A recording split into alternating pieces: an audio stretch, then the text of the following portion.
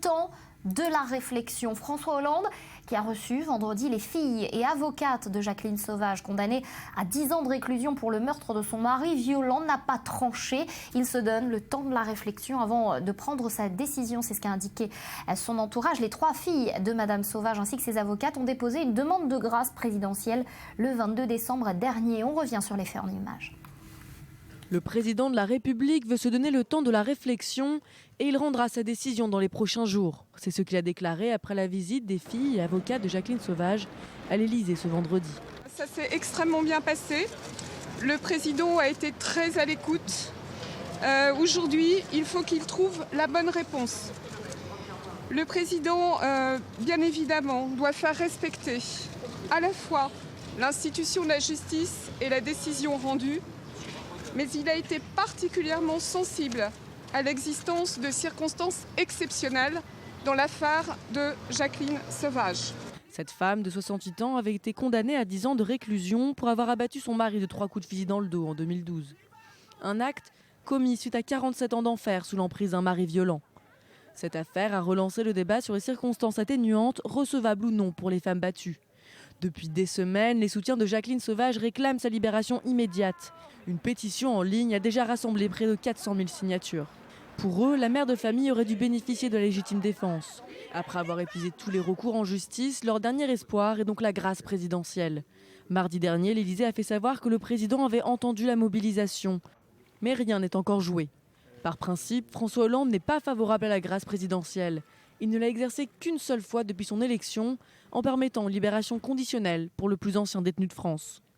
Pendant sa campagne en 2012, il avait d'ailleurs pris ses distances avec ces dispositions inscrites dans la Constitution, estimant qu'elles rappelaient quand même une autre conception du pouvoir. Virginie, bonjour. Alors on le disait à l'instant, François Hollande n'est pas forcément favorable à une grâce présidentielle. Qu'en est-il de ses prédécesseurs? Alors ses prédécesseurs, ils l'utilisent avec parcimonie. On va parler de la grâce, mais on va parler de la grâce présidentielle pour les cas de meurtre, d'assassinat, pas du tout des grâces politiques comme l'affaire Dreyfus ou les généraux par exemple pendant la guerre d'Algérie. Dans le cas des condamnés pour meurtre, elle est rare. Ce qu'il faut savoir, c'est qu'elle permet au président de la République de dispenser le condamné d'effectuer sa peine, mais ce n'est pas une amnistie.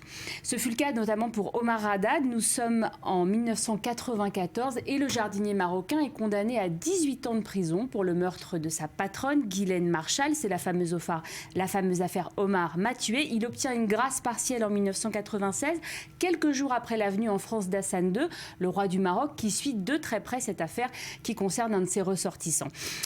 On remonte un peu plus loin dans le temps. En 1980, Philippe Maurice a 23 ans. Il est condamné à la peine de mort pour avoir assassiné 2 policiers. Un an plus tard, François Mitterrand accède à l'Élysée et celui qui attend dans le couloir de la mort voit sa peine commuée en prison à vie. Il sortira en 2000, il fera même des études d'histoire médiévale, il publiera une thèse. La grâce, en règle générale, elle est pour le condamné le premier pas vers un retour à la vie, sauf pour Paul Touvier, ancien patron de la milice lyonnaise sous l'occupation.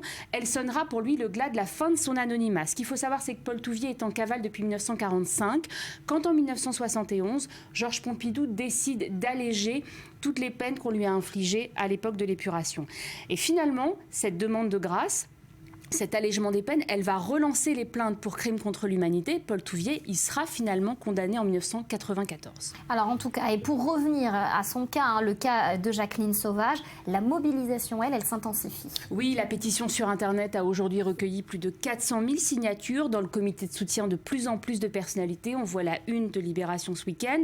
Je vous propose d'écouter notamment la comédienne Annie Dupéret. Elle est au micro de nos confrères de BFM TV et elle soutient Jacqueline Sauvage. Je pense que c'est une telle condamnation. Certes, elle a tué, ça ne peut pas être un acquittement.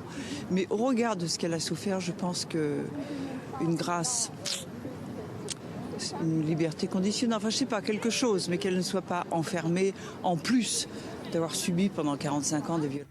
Voilà, et donc en marge de ces soutiens, les élus de droite et de gauche se mobilisent. Jacqueline Sauvage doit être libérée. C'est Jean-Christophe Cambadélis qui le dit.